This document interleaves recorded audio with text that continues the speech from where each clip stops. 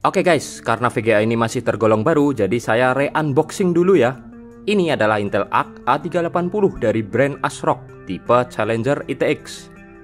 A380 atau Arc 3 ini adalah GPU entry level dari Intel yang diberi nomor seri sama seperti Pro-nya, yakni Core i3. Tapi walaupun begitu, harganya tidak tergolong murah buat kaum kere-hore.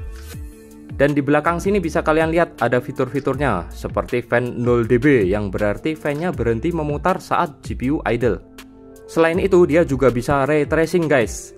Punya fitur upscaling macam DLSS dari Nvidia dan 6GB GDDR6.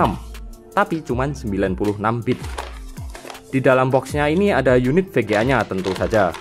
Dan di bawahnya ada kertas important yang buat saya not important. Buku manual yang lumayan tebel dan kartu garansi Astrindo. VGA-nya sendiri kayak gini ya guys. Imut sesuai namanya, Challenger ITX. Pakai single fan transparan. Dan dari samping sini bisa kelihatan kalau heatsink yang dipakai kecil nan biasa. Ini juga ada tulisan Intel Arc di slot. Dan ini dia pakai power tambahan 8 pin ya guys. Tapi jangan khawatir, PSU 400 watt aja juga udah cukup karena ini TBP alias total board power. Di reference desainnya cuman 75 watt, setara GTX 1050 Ti ya. Karena itu nanti saya akan bandingin performa gaming Intel Arc A380 ini dengan GeForce GTX 1050 Ti.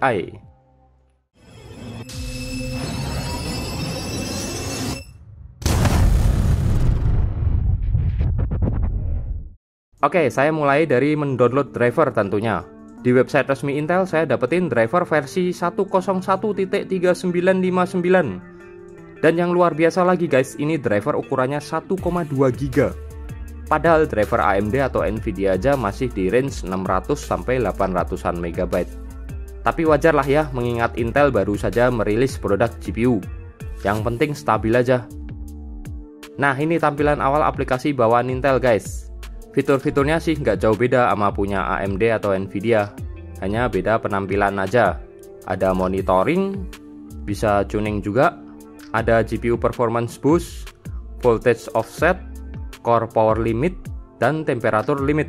Ini juga ada in-game overlay untuk memonitor kondisi VGA saat gaming atau yang lain. Dan di sini juga ada tab Studio guys, untuk memudahkan kalian streaming game. Bisa juga untuk capture.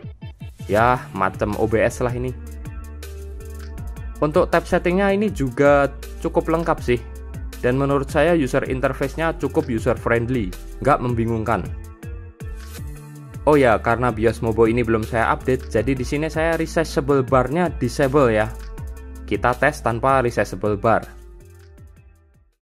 Pertama, kita tes di game yang menolak punah, GTA 5 dengan resolusi Full HD dan setting rata kanan.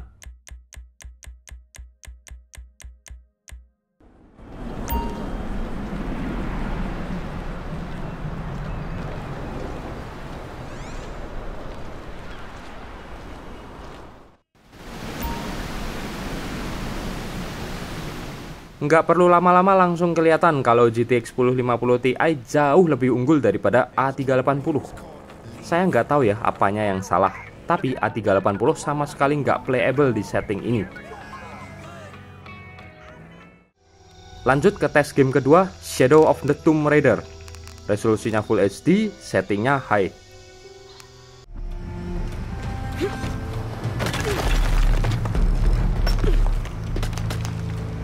Okay, this should work.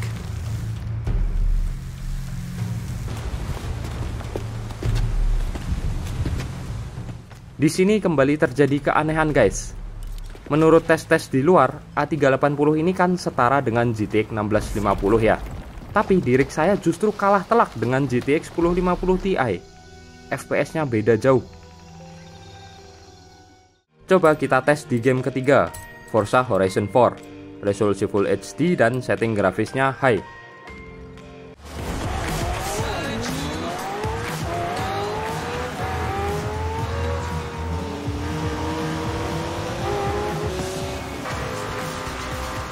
Dan masih tetap sama, FPS yang didapat cuman separuhnya. Sepertinya nggak mungkin sih performa A380 menurun sejauh ini kalau cuman karena resizable bar yang disable tadi. Kita coba lanjut di game keempat, Crysis Remastered. Resolusi Full HD, setting grafis high.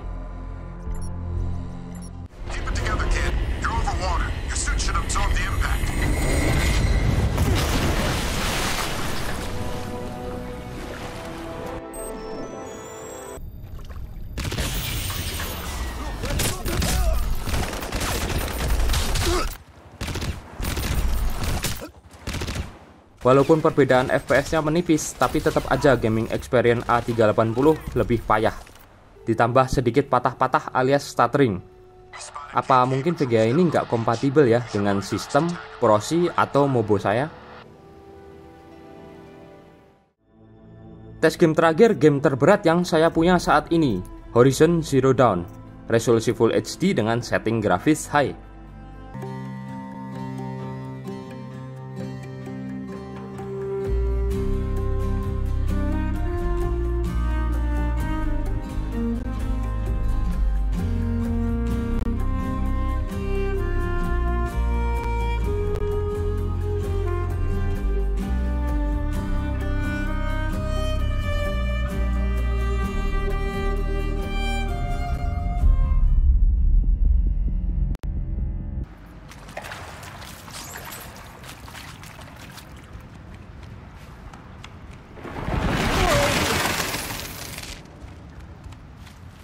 Di sini perbedaan FPS kedua VGA makin menipis.